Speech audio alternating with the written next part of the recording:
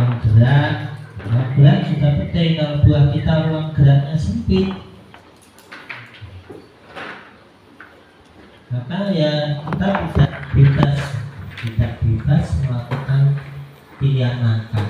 Jadi kalau ruang gerak kita sempit, tertekan, buah-buah kita sulit untuk bergerak, itu ya berdampak buruk.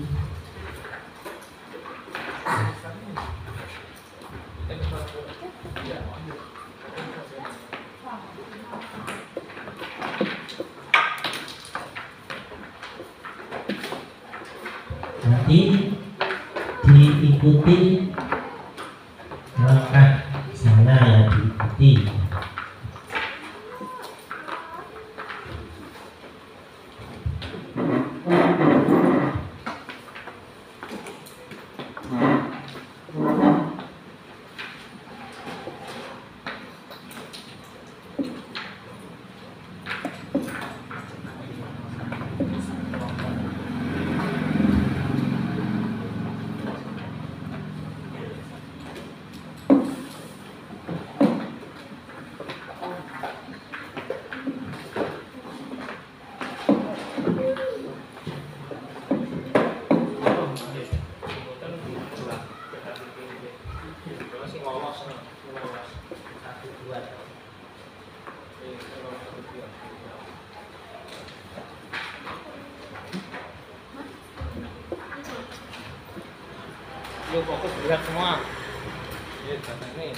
Kita ambil contoh, kalian nanti pegang putih dulu ya.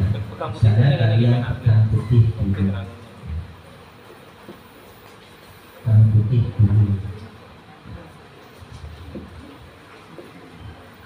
Kalau pegang putih, kalau diawali empat, itu nanti permainan cenderung terbuka. Yang sifat kepribadiannya senang terbuka, buka-bukaan ya, demen curhat, yang bature, yang mamane, apa ibuke, itu lebih cocok pada E4. Kalau yang agak tertutup seperti saya ya, saya ini pendiam, ya, agak tertutup, kemudian itu D4 atau C4. Itu tergantung kesukaan atau kesenangan. Tidak ada yang D4 itu baik, D4 itu buruk. Siapa yang senang D4? Nanti kalau main, kalau bisa langkahnya selalu tepat. Kalau senang D4 ya D4 terus, kalah menang D4 terus. Kalau senang E4 ya E4 terus sampai apa? Kalah menang. Usahakan seperti itu. Ya boleh E4 sekali-kali ya boleh. Tapi kan orang itu punya andalan ya, andalan istilahnya itu ya senjata ya, senjatanya atau langkah terbaik mungkin. Kita ambil contoh kalau langkahnya senang D4 dulu ya. Ya ditirukan aku karo siapa nih? D4. Kan ditirukan ini cenderung tertutup ya, pelan.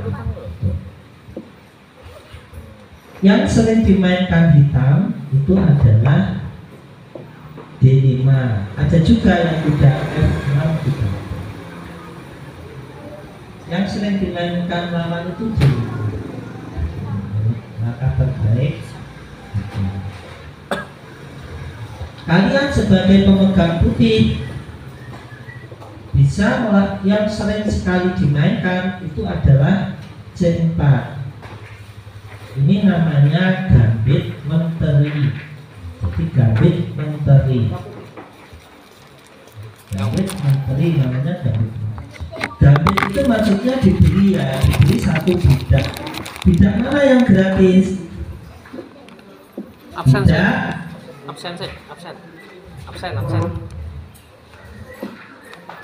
Kalau C4 ini dimakan kan gratis ya. Ini sebenarnya tidak gratis, bisa langsung kamu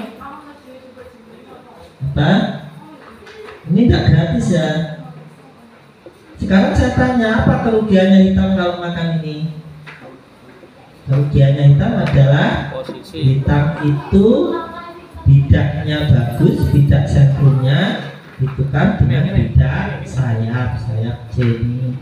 Jadi nanti itu keuntungan putih.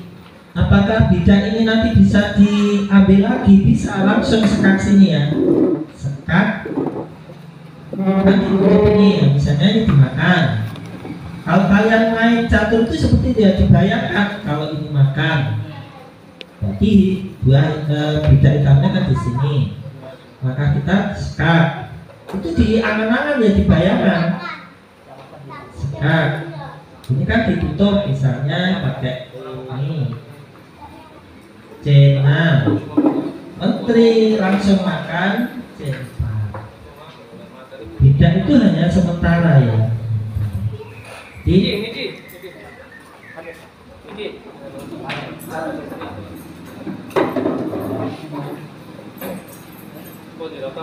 Saya mengambil kalau ini dimakan sini. Apa langkah kalian tadi? Menteri A4. Misalnya untuk langsung. Jadi bidak itu sebenarnya tidak gratis, hanya untuk memancing bidak yang bagus ini berputar setengah. Itu ya. Pada umumnya hitam itu kalau kalian juga bisa kalau pegang hitam ya. Ini juga bisa kalian lakukan kalau kalian pegang hitam. Kalau ini makan sini itu namanya gambit menteri diterima.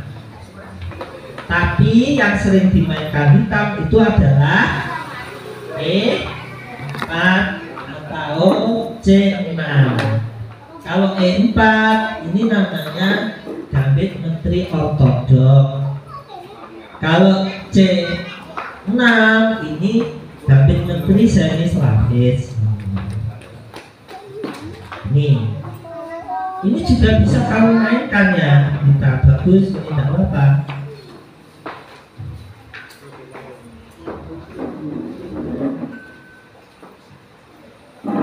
Pertanyaan saya sedikit, ini kan langkahnya siapa ini? Makanya putih. Saya tanya tak gimana kemarin, kalau putih melangkah C makan D5 itu bagus apa enggak menurutmu? Putih C makan D5 itu menurutmu bagus apa enggak? Jawabannya adalah tidak. Mengapa kok tidak? Kalau ini makan sini, ini makan ini, kan tidak ada untungnya. Lah ini sama-sama di sini, pengaruhnya sama. Padahal tujuannya C4 tadi apa? Untuk memancing yang ini masuk ke sini, sehingga ini nanti bisa masuk E4 atau ini berarti siapa yang unggul di pusat? Kalau sudah begini putih. Makanya tujuannya ini ke sini untuk memancing, dia ke sini. Makanya kita tidak usah. Itu loh ya. Langkah berikutnya apa putih? Ya seperti biasa. Kalian bisa langkah udah.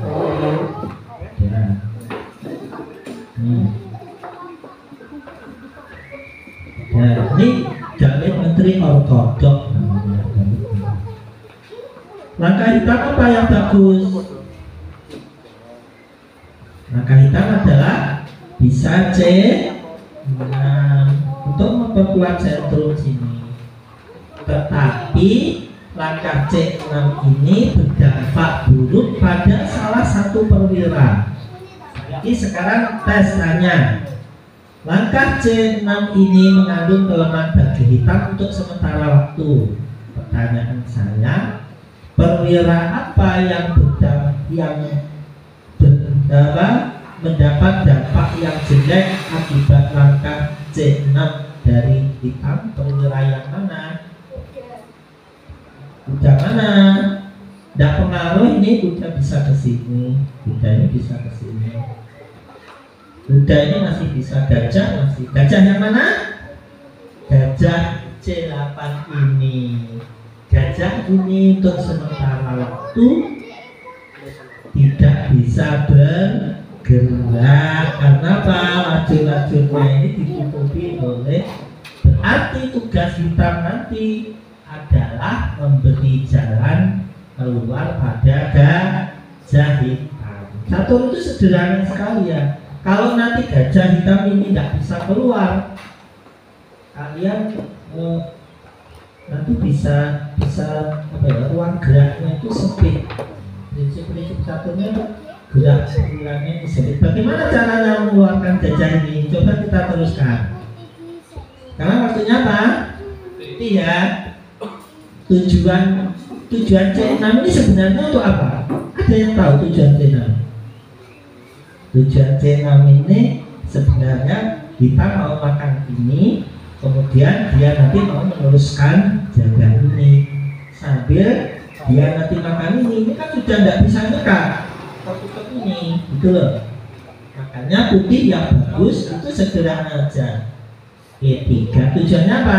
Kalau dia mukul, gajahnya bisa langsung ambil budak.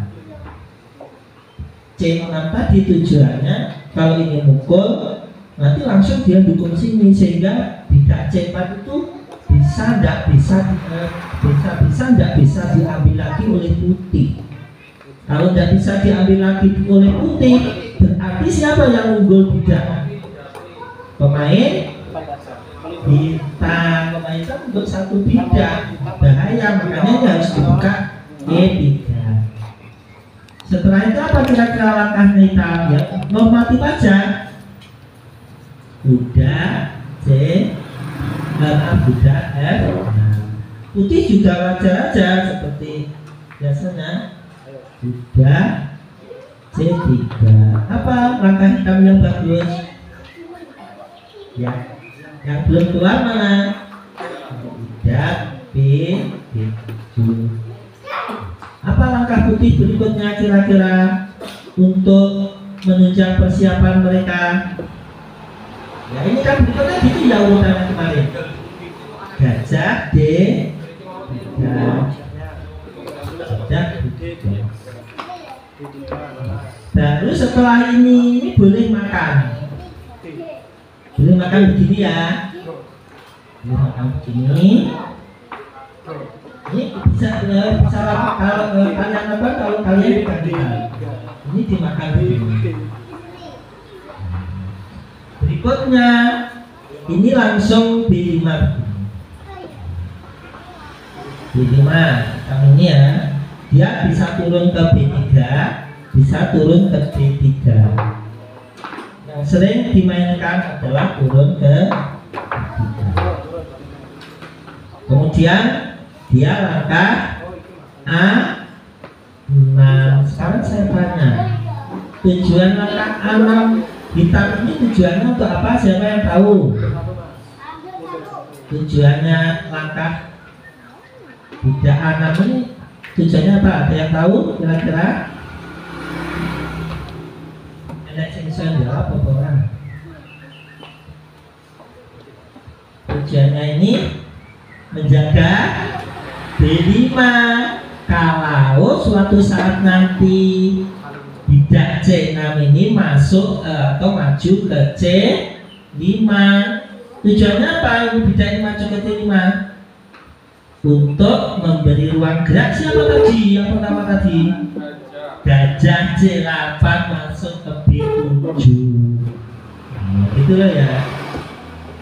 Ini anak misalnya ya hitam putih rokade.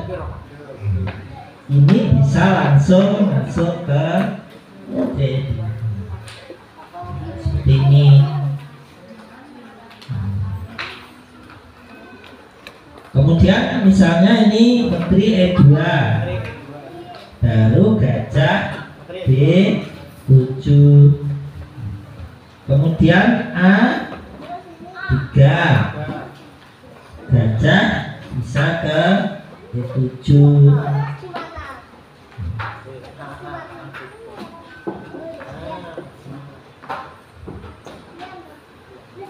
Tahu? Saya ulangi ya.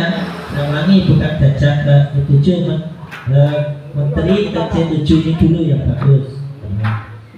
Kemudian putih jalan makan ini.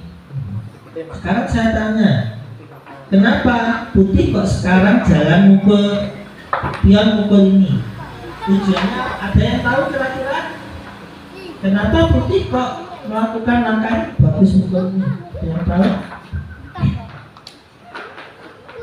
Padahal ini pion sentrum. Ada yang tahu nggak tujuannya? Kalau ini nanti hitam mukul begini, apa langkah putih? Langkah putih apa? Ya langkah B4. Kalau ini mundur ke B7, gajahnya yang mati ini bisa dikeluarkan lewat B. Misalnya begini loh ya.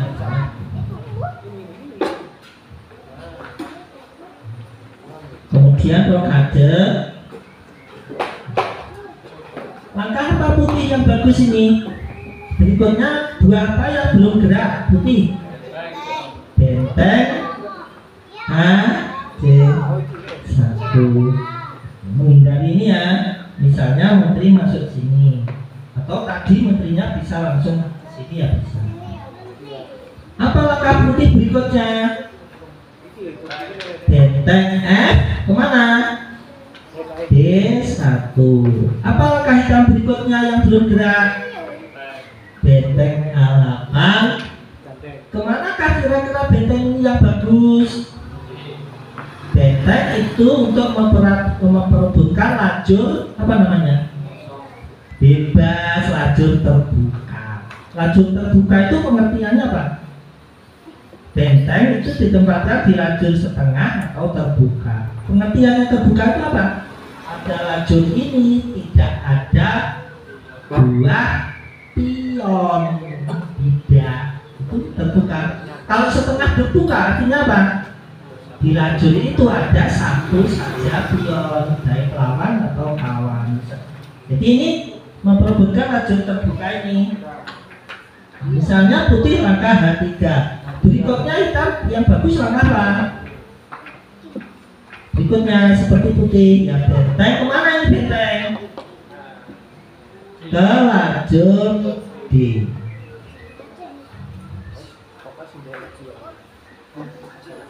Semua perwira sudah siap di tempatnya masing-masing. Ada enggak kira-kira perwira kita yang belum gerak?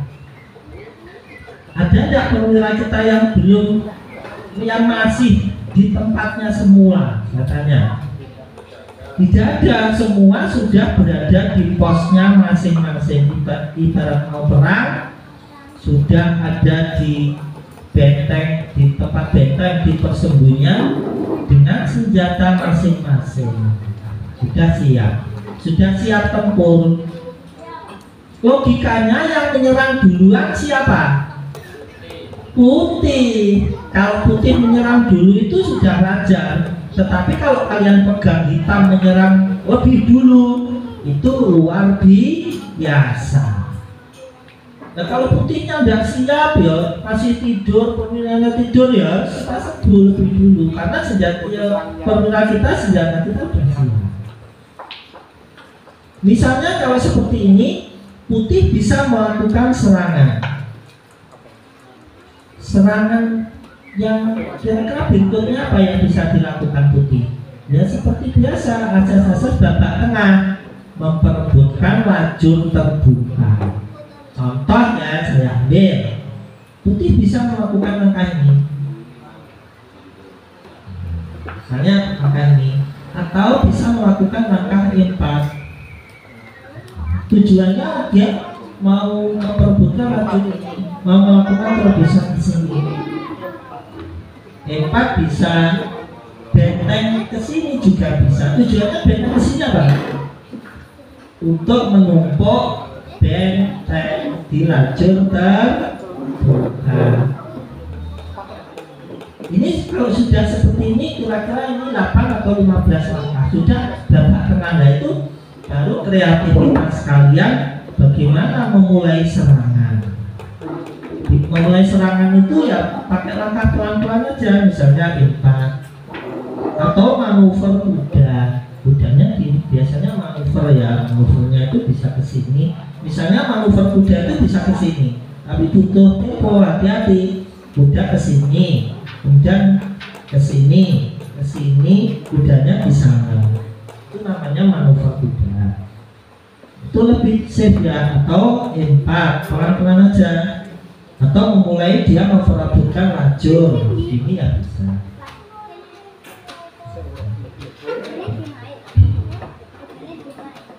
Kalau sudah posisi, kemudian hitam juga demikian. Misalnya dia juga bisa lakukan seperti ini, tumpuk, kemudian manuver kuda.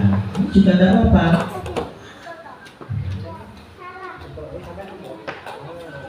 Bisa manuver seperti itu. Kita menunggu lawan menyerang juga boleh. Menunggu lawan menyerang sambil kita lihat ini perputaran lajur terbuka ya, cuma seperti itu. Ini adalah pembukaan apa tadi? Gambit menteri ortodoks. Bisa kalian gunakan kalau kalian pegang hitam, atau kalian gunakan pada saat kalian pegang buah putih. Coba dikembalikan lagi ya. Saya satu opening lagi. Kita sudah dapat tadi pembukaan Gambit menteri ortodoks. Bisa ya kita kira-kira gunakan.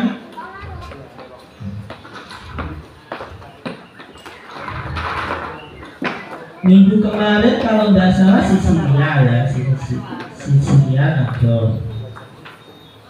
Semua pembukaannya bagus, selalu pakai prinsip teori dasar baku. Tidak ada yang opening itu pelanggar pembukaan baku.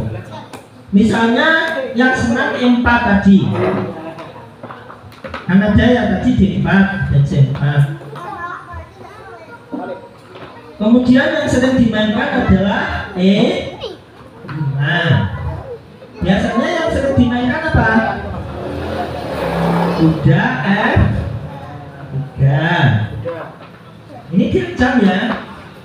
Yang bagus adalah dijaga ya, dijaga. Kemudian yang menjaga itu diserang gajah.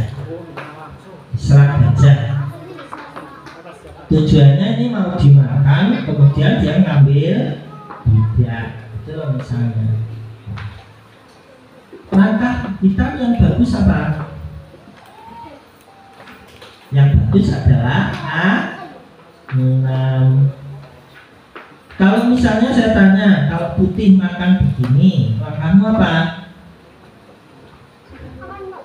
Bisa pakai B, bisa pakai D. Kalau pakai D, kemudian ini dimakan, langkahmu apa?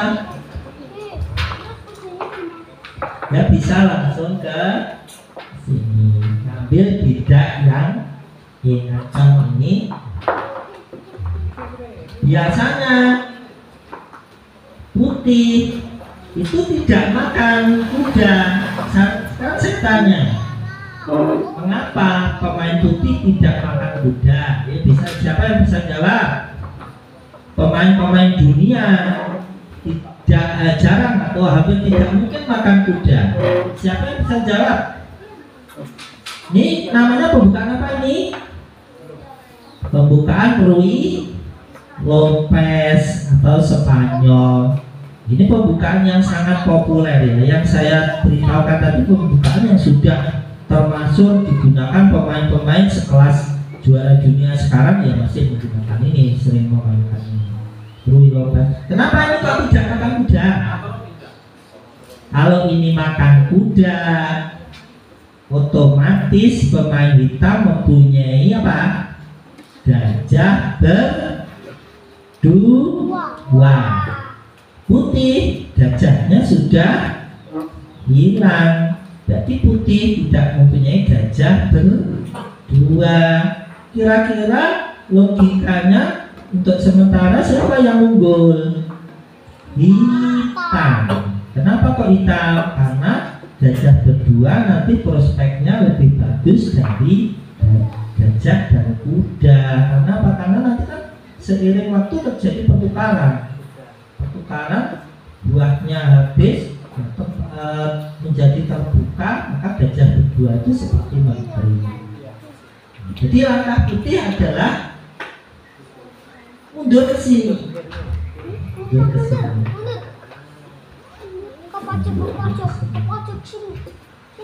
Kemudian kita melangkah D6. Putih melangkah itu Kak. Benar. Putih melangkah, biasanya ada yang D4 boleh, ada yang C3 begini.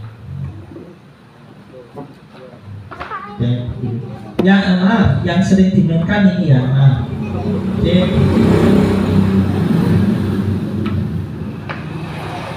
Atau ini juga boleh. Ini dulu.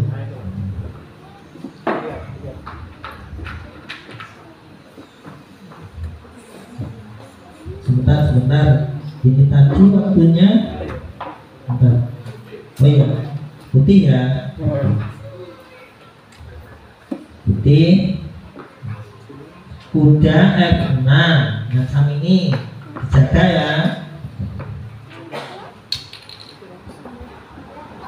Gajah E7. Kuda B D2. D5. Gajah C2. Gajah D5. Rokade. Langkah hitam apa berikutnya? Ya kalau putih rokade, hitam juga rokade. Berikutnya apa putih kira-kira? Sudah tebak langkah putih. Menteri E2, semua buah digerakkannya. Apa langkah hitam berikutnya? Kuda A. Tujuannya apa? C ini mau masuk ke C. Kemudian putih langkah apa kira-kira? Nanti putih itu melakukan manuver ya, karena ini kan belum gerak. Benteng ke benteng ke E1 atau D1. Ini C5, kudanya manuver ke sini. Menteri C7, baru gajah ini kudanya ke sini. Berikutnya langkah hitam apa? Yang belum gerak. Benteng ini ya, benteng D8. Gajah D7, benteng D8, bentengnya ke D1. Semua perwira sudah berada di posnya masing-masing. Benteng ini bisa ke D1 atau D1. Pembukaan pada posisi ini dalam keadaan seimbang. Jadi kalau hitam dan putih melangkah dengan benar, ini berarti teori itu mengatakan seimbang atau sama. Semua perwira sudah siap di posnya masing-masing. Kalau kalian menggunakan bangunan yang standar seperti ini, catur kalian itu minimal tidak kalah cepat. Saya lihat kemarin itu masih banyak buahnya belum siap sudah menyerang lebih dulu. Kalau buahnya sudah siap sini baru langkah menyerang. Jadi tadi kita sudah dapat dua opening, gambit menteri dan Rui pembukaan apa tadi yang terakhir? Rui Lokas atau sepat. Kemarin kalau E4 C5 pembukaan apa namanya? Pembukaan Sisilia Nado. Saya beri satu lagi ya, satu lagi. Kemudian nanti Mas Abdul dimainkan yang satu kelompok ya, satu kelompok. kelompok saya ingin tahu